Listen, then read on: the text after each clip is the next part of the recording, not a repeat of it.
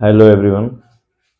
Today we will discuss on rules of pronouns part third. Yes, if you till now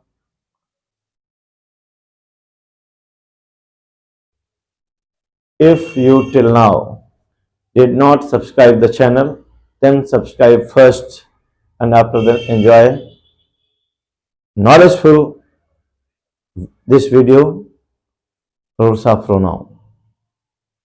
किसी noun या pronoun के साथ आई का प्रयोग हुआ हो.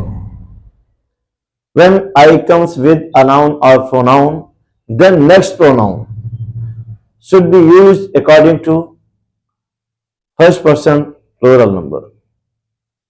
जब किसी नाउन या प्रोनाउन के साथ आई का प्रयोग हुआ हो तो उसके बाद प्रयोग होने वाला pronoun first person plural number के अकॉर्डिंग होगा.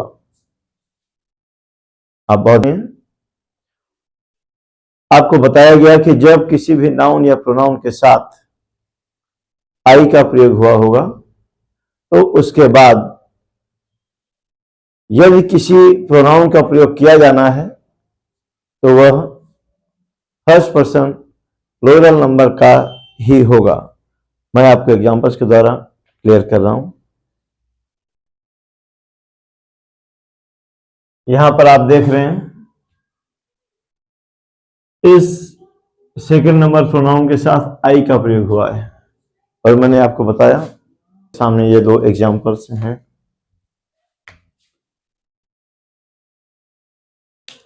आप फर्स्ट एग्जांपल में देख रहे हैं यहां सेकंड पर्सन के प्रोनाउन के साथ आई का प्रयोग हुआ है और सेकंड में थर्ड पर्सन प्रोनाउन के साथ आई का प्रयोग हुआ है. तो मैंने बताया कि जब किसी नाउन या प्रोनाउन के साथ आई का प्रयोग हुआ हो तो उसके बाद प्रयोग होने वाला प्रोनाउन यहां पर ये है और यहां पर ये ऑप्शन में दिया है, चूज करिए कौन सा यूज होगा. तो बताया गया था कि जब किसी भी नाउन या प्रोनाउन के साथ आई का प्रयोग हुआ हो तो उसके बाद प्रयोग होने वाला pronoun first person plural number के अकॉर्डिंग ही होगा. फर्स्ट पर्सन प्लूरल नंबर यानी कि वी और वी के अकॉर्डिंग बनेगा. यह वजह से कैसे तो हो जाएगा आर.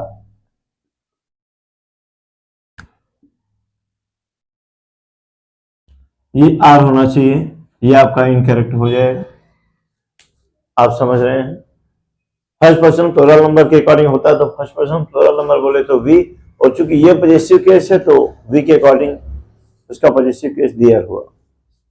अब आप सेकंड नंबर देखेंगे, लेकिन हाँ आपको बता दूं इनका सीक्वेंस भी आपको चेंज करना होगा क्योंकि आपको पहले बताया गया है कि जब भी 2 या 3 पर्सन के प्रोनाउंस का प्रयोग साथ में हुआ हो तो उन्हें आप 231 के क्रम में रखते हैं. 231 के क्रम में रखते हैं. 231 में पहले यू आएगा एंड आई आएगा, सी कॉपी हो जाएगा, यहां पर आर हो जाएगा. और उस हाल पर मैंने बताया था 231 का क्रम लगाते समय अगर सिंगुलर सब्जेक्ट है, सिंगुलर नाउन है, सिंगुलर प्रोनाउन है तो उन्हें हम 1 2 3 के क्रम में रखते हैं. यानी कि first person, second person, third person के अकॉर्डिंग रखते हैं.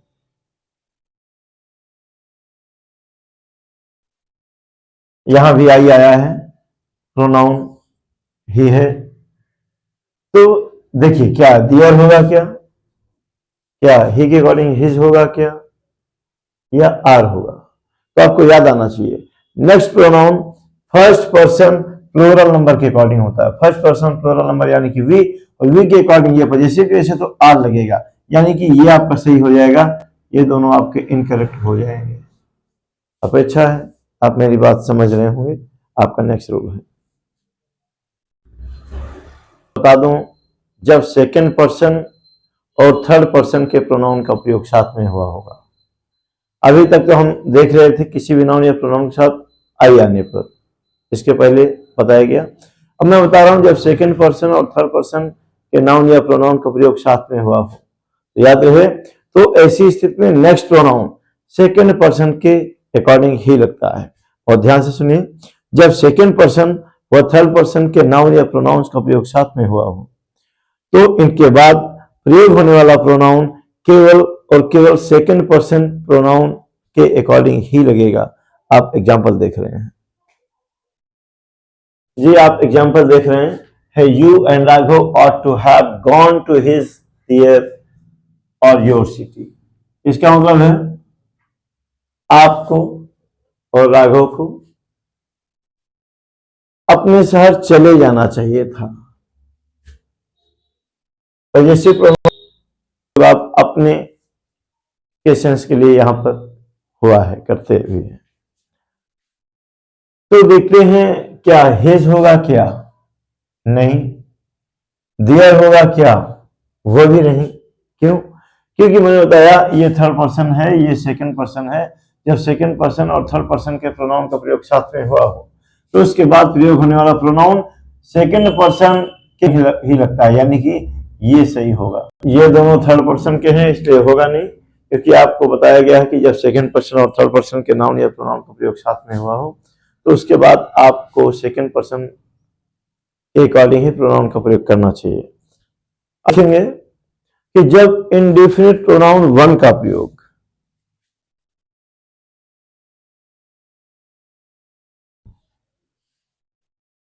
इंडेफिनिट प्रोनाउन वन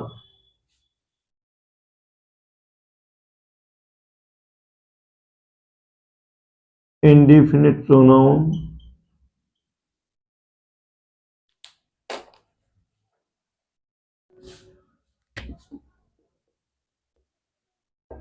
वन का प्रयोग सेंटेंस के सब्जेक्ट के रूप में हुआ हो, तो इनके बाद यदि अगर किसी प्रोनाउन का प्रयोग किया जाना है, तो उस हर प्रोनाउन के स्थान पर वन का ही प्रयोग होगा। मैंने आपको बताया कि जब इंडेफिनिट प्रोनाउन वन का प्रयोग सेंटेंस के सब्जेक्ट के रूप में हुआ हो, तो उसके बाद प्रयोग होने वाले प्रोनाउंस की जगह वन का ही प्रयोग होगा। आप एग्जांपल से बेहतर समझ सकते हैं। One must do his duty. आपने देखा कि ये वर्ब है और वर्ब के पहले सब्जेक्ट आता है, और ये सब्जेक्ट के रूप में इंडेफिनिट प्रोनाउन वन का प्रयोग हुआ है। और मैंने यही बताया कि जब इंडेफिनिट प्रोनाउन वन का प्रयोग किसी वर्ब के सब्जेक्ट के रूप में हो या सेंटेंस के सब्जेक्ट के रूप में हो, तो उसके बाद प्रयोग होने वाला जो प्रोनाउन होगा, उसके बाद प्रयोग होने वाले प्रोनाउन के स्थान पर वन का ही प्रयोग किया जाएगा। लेकिन याद रहे, ये आपका कौन सा केस है? ये पॉजेसिव केस है, और तो हम इसका पॉजेसिव केस बनाएंगे। देखिए, जो आपको पर्सनल प्रोनाउन का चार्ट दिखता है, उसमें तो इसका कोई पॉजेसिव केस का चार्ट नहीं दिखता। वन पॉजेसिव केस के चार्ट में है नहीं। तो किसी का भी, मान लीजिए कोई अन्य नाउन है या कोई प्रोनाउन है, उसका पॉजेसिव केस बनाना है, तो पॉजेसिव केस बनाने के लिए आप उसके साथ अपॉस्ट्रोफी एस लगा देते हैं। यानी कि यदि आप इस सेंटेंस को सही करना चाहते हैं, तो हिज ये पॉजेसिव केस है, ये होगा नहीं, क्योंकि वन का प्रयोग होता है, तो वन का पॉजेसिव केस बनाएंगे। और किसी भी नाउन या प्रोनाउन का पॉजेसिव बनाने के लिए, अगर चार्ट में नहीं है, तो पॉजेसिव बनाने के लिए आप अपॉस्ट्रोफी एस का करते हैं। कंप्लीट हो जाएगा one must do once duty. यहां पर चर्चा करेंगे रेसिप्रोकल प्रोनाउन की। रेसिप्रोकल प्रोनाउंस की मैंने आपको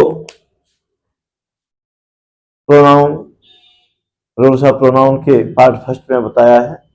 काइंड्स ऑफ प्रोनाउन में वर्ड बताए हैं कि किस प्रोनाउन के अंतर्गत कौन कौन से वर्ड्स आते हैं। तो जरा याद करिए, रेसिप्रोकल प्रोनाउन के अंतर्गत कौन कौन से वर्ड आते थे। तो जी, आपको मैं बता दूं कि रेसिप्रोकल प्रोनाउन के अंतर्गत आपका आता है ईच अदर, और आता है वन अनदर।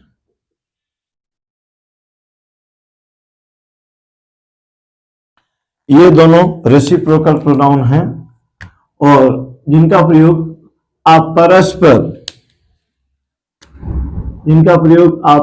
परस्पर या आपस में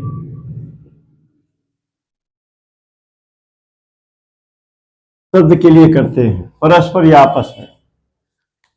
लेकिन क्या इन दोनों का यूज हम एज ऑप्शन कर सकते हैं? जी नहीं। आपको जानना चाहिए ईच अदर का प्रयोग दो व्यक्तियों या दो वस्तुओं के बीच परस्पर या आपस का सेंस देने के लिए करते हैं, जबकि दो से अधिक व्यक्तियों या वस्तुओं के बीच परस्पर या आपस का सेंस देना है तो वन अनदर का प्रयोग होता है। आप देख सकते हैं ओनली फॉर टू पर्सन्स और ऑब्जेक्ट्स, और वन अनदर होता है मोर देन टू पर्सन्स और ऑब्जेक्ट्स। तो आप समझ रहे होंगे ईच अदर और वन अनदर का प्रयोग आप परस्पर या आपस में सबके लिए करते हैं। दो व्यक्तियों या दो वस्तुओं के बीच आपस में या परस्पर का सेंस देने के लिए आप ईच अदर या दो वस्तुओं के बीच आपस का सेंस देने के लिए आप ईच अदर का प्रयोग करते हैं। कि दो से अधिक व्यक्तियों या वस्तुओं के बीच आपस का सेंस देने के लिए आप वन अनदर का प्रयोग करते हैं। आइए देखते हैं example. Each other must help each other, इसका मतलब है आप सबको एक दूसरे की सहायता करनी चाहिए, एक दूसरे की मदद करना चाहिए।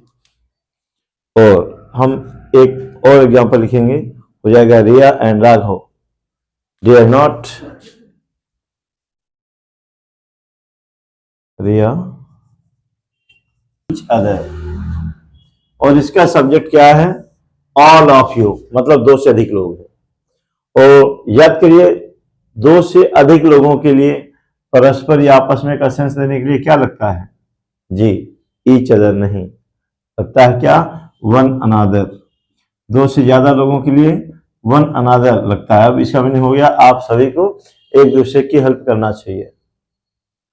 और अब यहां पर दो रिया और राघव, दो लोगों के लिए आपस में या परस्पर का सेंस देने के लिए क्या लगता है? वन अनदर लगता है क्या?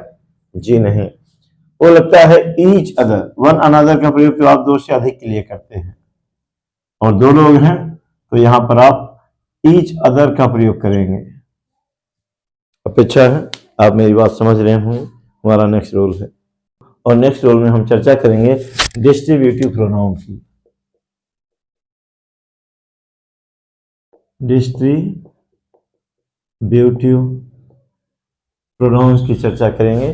और जरा याद करिए डिस्ट्रीब्यूटिव प्रोनाउन के अंतर्गत क्या आया है। पार्ट 1 में मैंने आपको बताया था डिस्ट्रीब्यूटिव प्रोनाउन के अंतर्गत आते हैं ईदर, नीदर, एनी, नीदर, यहां एनी और नन। तो मैं आपको बता दूं ईदर, नीदर एंड एनी व नन, ये सभी डिस्ट्रीब्यूटिव प्रोनाउन है। और इनका प्रयोग करते हमें यह ध्यान रखना चाहिए कि ईदर व एनी, ईदर व नीदर का प्रयोग दो, आपको बता दूं ईदर या नीदर का प्रयोग करते समय हमें यह ध्यान रखना चाहिए कि ईदर या नीदर का प्रयोग दो व्यक्तियों या दो वस्तुओं में से प्रत्येक का अलग अलग सेंस देने के लिए किया जाता है, जबकि एनी व नन का प्रयोग दो से अधिक व्यक्तियों या वस्तुओं के बीच प्रत्येक का अलग अलग सेंस देने के लिए करते हैं। तो आपने देखा ईदर और नीदर इज यूज्ड, ईदर और नीदर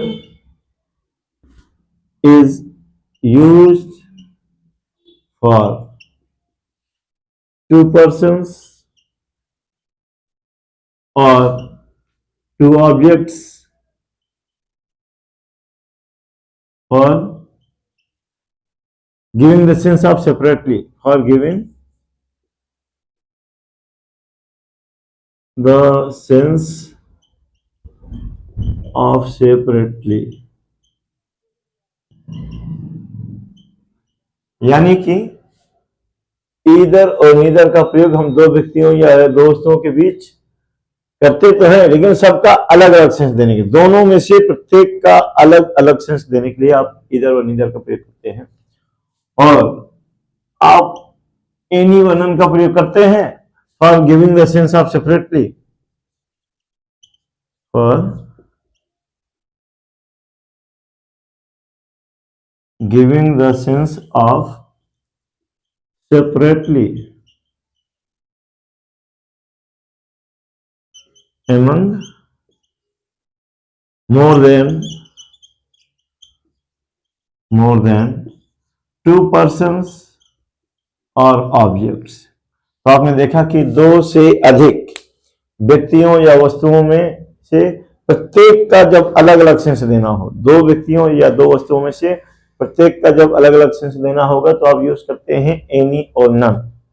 हाँ, मैं आपको एक चीज और बताना चाहूंगा, कि ईदर और एनी का प्रयोग आप अफर्मेटिव सेंस में करते हैं। ईदर व एनी का प्रयोग आप अफर्मेटिव सेंस में करते हैं, जबकि नीदर व नन का प्रयोग आप नेगेटिव सेंस में करते हैं, नेगेटिव सेंस में करते हैं। चीजों को बेहतर तरीके से समझने के लिए हम लोग देखते हैं एग्जाम्पल, ये एग्जाम्पल नंबर 1 और एग्जाम्पल नंबर 2। इसमें आप देख रहे हैं आया है नीदर ऑफ यू थ्री, मतलब आप तीनों में से कोई इस कार्य को नहीं कर सकते, नेगेटिव सेंस रखता है नीदर, तो इसका मतलब हो गया आप तीनों में से कोई इस कार्य को नहीं कर सकते। तो ये तो गलत हो गया भाई, क्योंकि दो से अधिक में से प्रत्येक का अलग अलग सेंस देने के लिए आप नीदर नहीं नन का प्रयोग करते हैं। तो इसका करेक्ट हो जाएगा none of you three can do this work. अब हम नेक्स्ट सेंटेंस देख रहे हैं सेकंड, और इसमें लिखा any of the two boys. इसमें लिखा है दोनों लड़कों में से, आप देख रहे हैं any of the two boys में टेक दिस पेन, दोनों लड़कों में से कोई इस पेन को ले सकता है। और याद करिए मैंने अभी भी आपको बताया है, जब दो के बीच में से प्रत्येक का अलग अलग सेंस देना हो तो आप एनी नहीं ईदर का प्रयोग करते हैं। तो हो जाएगा either of the two boys में take this pen.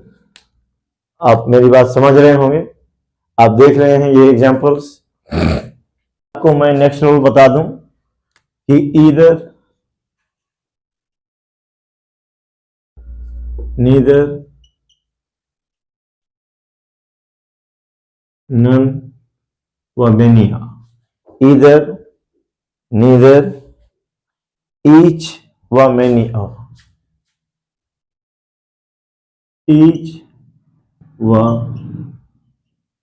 Many of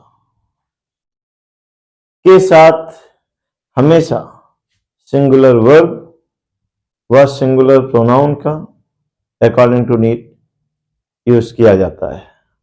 यानी कि ईदर, नीदर, ईच या मेनी आ के साथ प्रयोग होने वाला प्रोनाउन हो या वर्ब हो, ईच या मेनी आ, इनके साथ प्रयोग होने वाला प्रोनाउन या वर्ब दोनों ही सिंगुलर नंबर में प्रयोग किए जाते हैं।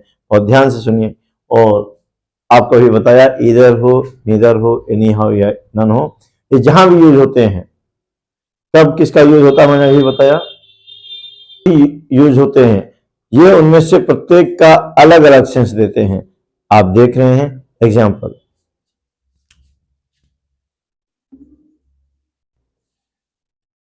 गिफ्ट,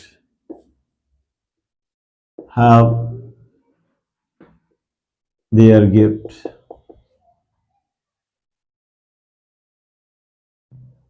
और neither of boys lost their book, neither of boys lost their book। और एक हम लोग और लिखेंगे, many a soldiers have come here with their arms, many a soldiers have come here with their arms। ये आपके सामने 3 एग्जाम्पल्स लिखे हुए हैं, फर्स्ट, सेकंड और थर्ड। और आप देख रहे हैं, मैंने अभी आपको बताया ईदर, नीदर, ईच व मैनी आगे साथ प्रयोग होने वाला जो प्रोनाउन होगा और जो वर्ब होगा वो सब के सब सिंगुलर होंगे। आप समझ रहे होंगे, ये जो मैंने अंडरलाइन वर्ड किया है ये या तो वर्ब है या तो प्रोनाउन है, सिंगुलर नहीं है। और आपको बताया गया है ईदर, नीदर, मेनी, आ व ईच के साथ सिंगुलर वर्ब और सिंगुलर प्रोनाउन का प्रयोग होगा। तो इन्हें सही करने के लिए है तो नहीं होगा, प्लूरल होता है, इसकी जगह आप हैज कर देंगे। ये दियर नहीं होगा, प्लूरल होता है तो यहाँ पर आप हर कर देंगे क्योंकि यहाँ गर्ल्स हैं, गर्ल के अकॉर्डिंग लगेगा। यहाँ पर देख रहे हैं their, neither of the boys lost their books, ये दियर नहीं होगा क्योंकि ये भी प्लूरल है। हम यहाँ बॉय के अकॉर्डिंग सिंगुलर लगाएंगे तो हो जाएगा हिज बुक। और आप यहाँ देख रहे हैं मेनी आया है और मेनी आगे साथ प्रयोग होने वाला वर्ब और प्रोनाउन भी, इनके मेनी आगे साथ प्रयोग होने वाला वर्ब और प्रोनाउन भी सिंगुलर होता है। तो ये हैव है, हैव होगा नहीं, इसका सिंगुलर हो जाएगा हैज। और यहाँ पर देख रहे हैं दियर, ये प्लूरल है और चूंकि मेनी आगे साथ सिंगुलर यूज होता है इसलिए सोल्जर के अकॉर्डिंग हम हिज कर देंगे। मेरी बात आप समझ रहे होंगे। हम लोग देख रहे हैं नेक्स्ट रूल, कि मैं आपको नेक्स्ट रूल बताने जा रहा हूं और वो नेक्स्ट रूल है कि किसी भी प्रीपोजिशन व लेट के बाद, मैं आपको बता रहा हूं किसी प्रीपोजिशन, किसी प्रीपोजिशन या लेट के बाद अगर किसी प्रोनाउन का प्रयोग किया जाना है तो वह केवल ऑब्जेक्टिव केस में ही होगा। और ध्यान से सुनिए, किसी प्रीपोजिशन या लेट के बाद प्रयोग किया जाने वाला प्रोनाउन केवल और केवल ऑब्जेक्टिव केस में ही होगा। हम एग्जांपल देख रहे हैं और बताइए कहां पर कोई प्रॉब्लम हो गई। इन दोनों एग्जांपल्स को देख रहे हैं। फर्स्ट में लेट आया है, लेट है, और जब कोई प्रोनाउन एंड से जुड़े हों और जब कोई प्रोनाउन एंड से जुड़े हों और यदि लेट फर्स्ट प्रोनाउन के पहले आता है तो वो ऑटोमेटिक सेकंड प्रोनाउन के पहले भी लेट माना जाता है कि लगा है। तो आपने देखा कि जब कोई प्रोनाउन लेट से शुरू हुआ हो, आपने देखा कि लेट के बाद आने वाले प्रोनाउन वो ऑब्जेक्टिव केस में होते हैं। तो ये तो ऑब्जेक्टिव केस, लेकिन ये ऑब्जेक्टिव केस है नहीं। अगर ये नहीं है तो हम सेंटेंस को सही कर देना चाहते हैं, तो सेंटेंस को सही करना चाहते हैं तो आप इसका ऑब्जेक्टिव केस लगाएंगे, यानी कि हो जाएगा him. Let me and him work together, उसे और मुझे साथ साथ काम करने दो, इसका मीनिंग हुआ। अब फिर देख रहे हैं the fact should be between, ये प्रीपोजिशन है, देख रहे हैं, और प्रीपोजिशन के बाद ये प्रोनाउन है। और आपने देखा प्रीपोजिशन है, प्रीपोजिशन हो या लेट हो, इनके बाद प्रयोग होने वाले वर्ब हो, इनके बाद प्रयोग होने वाले जब कोई प्रोनाउन होता है वह केवल ऑब्जेक्टिव केस में होता है। देखिए ये यू है, यू ऑब्जेक्टिव केस में भी यू ही होता है, तो ये तो माना जाएगा ये ऑब्जेक्टिव केस है, लेकिन ये ऑब्जेक्टिव केस नहीं है, ये सब्जेक्टिव केस है, तो इसका हमें ऑब्जेक्टिव केस बनाना होगा और यहाँ पर हो जाएगा मी। इस तरीके से कंप्लीट बना, the fact should be between you and me. आप मेरी बात समझ रहे होंगे। कुल मिला के फैक्ट ये है कि जब भी लेट के बाद या जब भी प्रीपोजिशन के बाद, किसी भी प्रीपोजिशन के बाद कोई प्रोनाउन लगाना हो तो वह केवल ऑब्जेक्टिव केस में ही होंगे। ऑब्जेक्टिव केस के सिवा अगर अन्य किसी केस में उनका यूज किया जाएगा तो वो सेंटेंस इनकरेक्ट हो जाएगा। याद रहे, मैं आपको नेक्स्ट रूल बताने जा रहा हूं, रूल्स ऑफ प्रोनाउन का ये आपका नेक्स्ट रूल है। याद है, सेंटेंस में देन या एज के बाद, मैं बात कर रहा हूं सेंटेंस में देन या एज के बाद प्रयोग होने वाला प्रोनाउन स्थिति अथवा अर्थ के अकॉर्डिंग, वो नॉमिनेटिव केस व सब्जेक्टिव केस किसी में भी हो सकता है। और ध्यान से सुनिए, देन व एज के बाद प्रयोग किया जाने वाला कोई भी प्रोनाउन वो अपने सेंस के अकॉर्डिंग, अपनी पोजीशन के अकॉर्डिंग वो सब्जेक्टिव केस या ऑब्जेक्टिव केस किसी में भी हो सकता है, according to sense and according to position. अपेक्षा है मेरी बात आप समझ रहे होंगे। और ध्यान से सुने, सेंटेंस में जब देन या एज के बाद कोई प्रोनाउन प्रयोग किया जाता है तो वह प्रोनाउन सेंस के अनुसार वो सब्जेक्टिव केस अर्थात नॉमिनेटिव केस का भी हो सकता है या सेंस के अकॉर्डिंग ऑब्जेक्टिव केस का भी हो सकता है। आप एग्जांपल्स देख रहे हैं, ये दोनों सेंटेंस मेंशन है। यहां पर लिखा है I am no so coward as he is. मैं उतना कायल नहीं हूं, मैं उतना डरपोक नहीं हूं जितना कि वह है। हमने बताया एज ये यहां पर है, देन ये यहां पर है, तो देन व एज के बाद प्रोनाउन जो भी यूज होते हैं वो सेंस के अकॉर्डिंग सब्जेक्टिव केस व ऑब्जेक्टिव केस किसी के भी हो सकते हैं। तो देखा I am not so coward as he is, इसका सेंस मैं उतना कायल नहीं हूं, मैं उतना डरता नहीं हूं जितना कि वह, ये सब्जेक्टिव केस है। अब यहां पर आप देख रहे हैं सेकेंड एग्जांपल में, ही टेक्स केयर यू बेटर, वह आपकी परवाह बेहतर करता है, मुझसे अच्छा करता है, देन ही टेक्स केयर मी, जितना कि वो मेरी परवाह करता है। मतलब एक ही शख्स है केयर करने वाला, एक वही शख्स आपकी केयर भी करता है, वही शख्स मेरी केयर भी करता है, लेकिन आपकी केयर मुझसे बेटर करता है।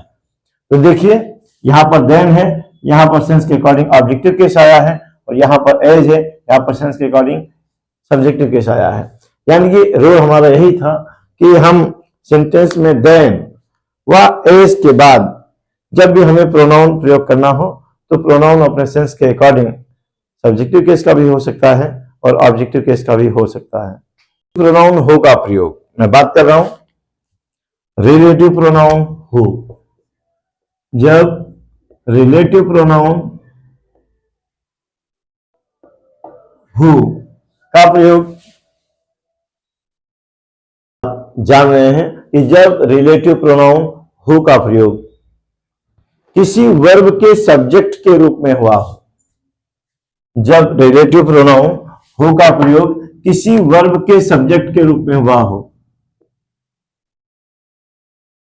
Used as subject of a verb, यानी कि जब रिलेटिव प्रोनाउन हु का प्रयोग किसी वर्ब के सब्जेक्ट के रूप में हुआ हो तो उसके बाद ऐसा लगेगा, रिलेटिव प्रोनाउन हु के बाद वर्ब लगेगा क्या, कैसा लगेगा, ये डिपेंड करता है इसके एंटीसीडेंट पर। एंटीसीडेंट का मतलब होता है पूर्ववर्ती नाउन या प्रोनाउन पर। इस हु के बाद वर्ब क्या लगेगा ये डिसाइड करता है इसके पहले आने वाले नाउन या प्रोनाउन पर। मैं एग्जांपल देकर आपको समझाने का प्रयास कर रहा हूं। एग्जांपल लिखा हुआ है, आप देख रहे हैं इसको दो पार्ट में डिवाइड किया जा सकता है। एक है इट इज आई और एक है हु इज योर फ्रेंड। तो हम देखते हैं, देखिए बीच में कोई वर्ड आता है वो क्वेश्चन हो सकता है। बीच में आने वाला कोई भी WH वर्ड वो क्वेश्चन वर्ड नहीं हो सकता, वो रिलेटिव प्रोनाउन होता है। और रिलेटिव प्रोनाउन का प्रयोग जो जिसे जिसको जिनका के लिए करते हैं।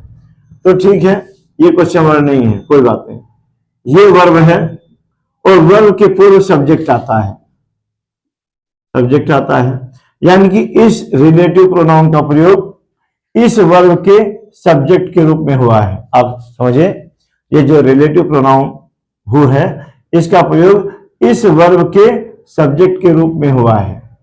रूल मैंने यही बताया है, जब रिलेटिव प्रोनाउन हु का प्रयोग किसी वर्ब के सब्जेक्ट के रूप में हुआ हो तो इसके बाद इस रिलेटिव प्रोनाउन के बाद वर्ब लगेगा क्या, ये डिसाइड करता है इसका एंटीसीडेंट। एंटीसीडेंट मतलब इसके पहले आने वाली नाउन या प्रोनाउन। क्योंकि हु के पहले आई आया है तो आई के साथ एम लगता है, तो यहां पर इज नहीं होगा, हो जाएगा एम। कंप्लीट सेंटेंस बना, it is I who am your friend. ये ग्रामेटिकली करेक्ट है। उसके पहले लिखा हुआ सेंटेंस वो इनकरेक्ट था। अपेक्षा है आप समझ रहे होंगे। मैं एक एग्जांपल और दे रहा हूं। One of the boys who has cheated मी। अब देखिए यहां भी ये हु रिलेटिव प्रोनाउन है और यहां पर ये वर्ब है, इसके सब्जेक्ट के रूप में ये हु का प्रयोग हुआ है।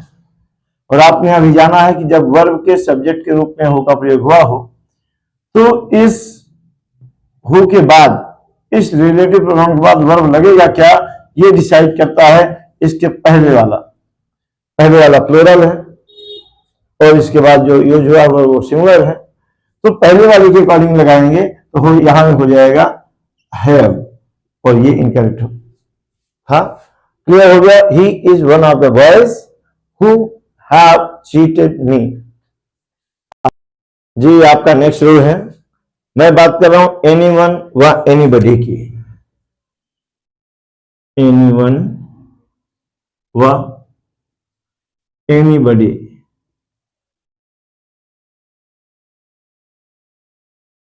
तो आपको जानना चाहिए एनीवन या एनीबॉडी दोनों का अर्थ सेम होता है, दोनों की मीनिंग में कोई डिफरेंस नहीं है, दोनों का मीनिंग सेम होता है।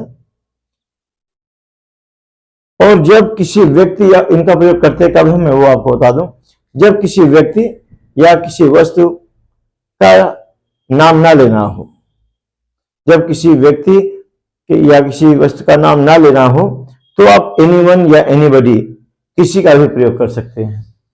तो आपने जाना एनीवन और एनीबॉडी ये दोनों अपना सेम मीनिंग रखते हैं,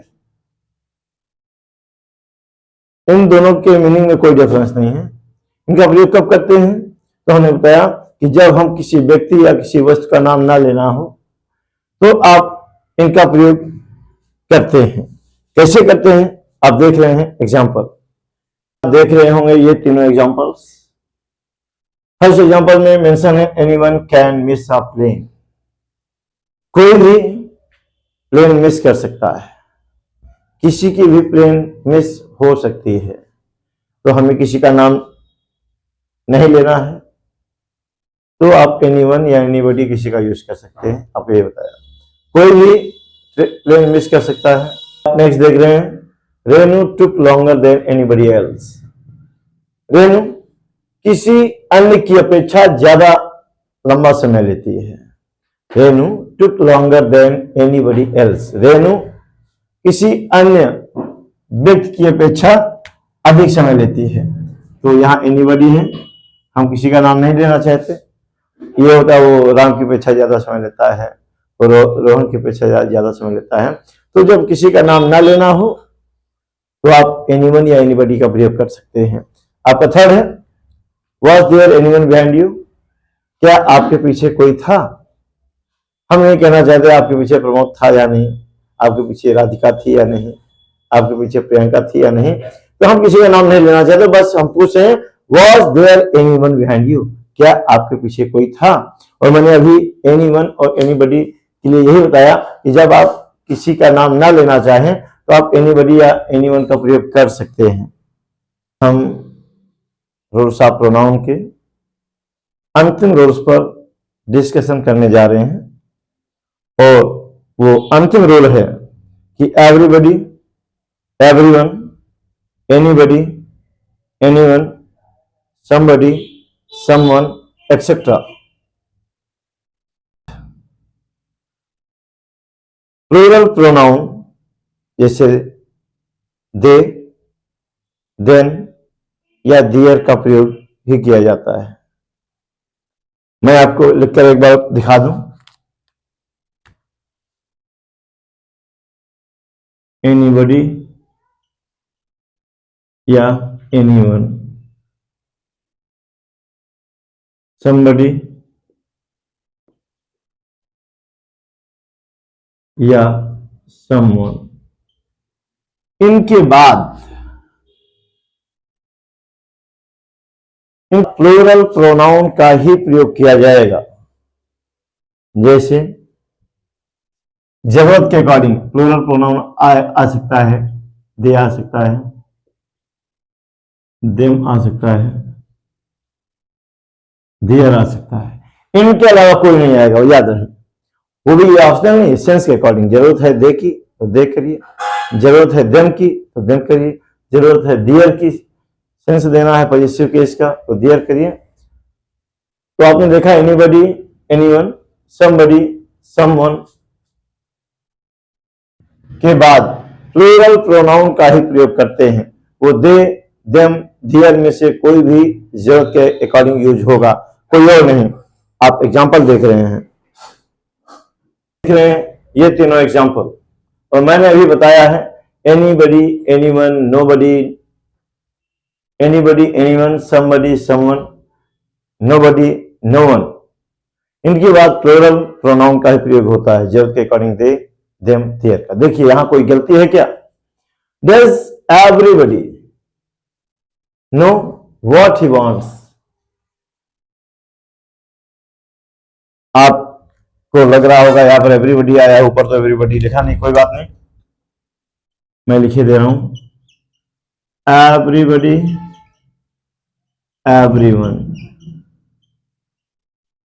नोबडी, नो वन। तो ये फोर है, anybody, anyone, nobody, no one, somebody, someone, everybody, everyone. इन सारे शब्दों के बाद अगर किसी प्रोनाउन का प्रयोग किया जाएगा तो वह प्लूरल के अलावा सिंगुलर हो ही नहीं सकता। चलिए देखते हैं। इसके बाद कोई प्रोनाउन आया है तो वो है ये ही, तो गलत हो गया भाई, क्योंकि आपने देखा है everybody, everyone, somebody, someone, anybody, anyone के बाद प्रयोग होने वाला जो प्रोनाउन होता है वह सिंगुलर नहीं बल्कि प्लूरल होगा। हाँ देखिए, चूंकि ये सब्जेक्ट के रूप में यूज हुआ है तो दे सब्जेक्टिव केस है तो हमें यहां पर दे करना चाहिए। और देखिए यहां ये सिंगुलर था तो आपने यहां वांट्स लगाया था, ऐसे ये सिंगुलर साथ लगता है, प्लूरल हो गया तो आपको यहां से एस हटा देना होगा। अब सेंटेंस सही हो गया। दूसरा देखिए somebody has left his coat। देखिए इसके बाद अगर कोई प्रोनाउन आया तो वो ये है, ये सिंगुलर नंबर पॉजिटिव केस है। somebody, someone के बाद प्लूरल प्रोनाउन का ही प्रयोग होता है। क्योंकि ये पॉजिटिव केस है, सिंगुलर है, तो हम प्लूरल का यूज करेंगे दे, देम, देयर। तो चूंकि ये पॉजिटिव केस है, हमारा देयर पॉजिटिव केस है, तो हिज के स्थान पर देयर हो जाएगा। डियर कोर्ट, मेरी बात आप समझ रहे होंगे। ये पॉजिटिव केस है, चूंकि इन्हें तीनों में से कुछ लगाना है तो डियर होगा, क्योंकि ये भी पॉजिटिव केस है, वो भी पॉजिटिव केस है। क्योंकि यहाँ पर ये सिंगुलर का पॉजिटिव केस है, सिंगुलर का पॉजिटिव केस हो नहीं सकता, इसलिए हमने उसको प्लूरल का पॉजिटिव केस लगाया। I hope nobody has forgotten to bring his passport. फिर यहाँ सिंगुलर आ गया, नोबडी के बाद भी प्लूरल का यूज होता है, क्योंकि ये भी पॉजिटिव केस है। तो यहां पर पॉजिटिव केस डियर है, तो सेंटेंस को सही करने के लिए यहां भी डियर का यूज होगा, हिज का नहीं। मैटर बेहद यूनिक है, यूजफुल है, सभी वनडे एग्जाम्स में व अन्य परीक्षाओं में भी ये सारी चीजें पूछी जाती हैं। आप तक हम ऐसा मैटर पहुंचाते रहें, उसके लिए आप प्रोत्साहन की जरूरत है आप लोगों के, और ये प्रोत्साहन सब्सक्रिप्शन के द्वारा दिया जाता है। आपको ये मैटर पसंद है, आपको अच्छा लगा और चाहते हैं ऐसे मैटर हमें आगे भी मिलते रहें, तो आप चैनल को सब्सक्राइब करना ना भूलें, लाइक करें, शेयर करें। Thank you.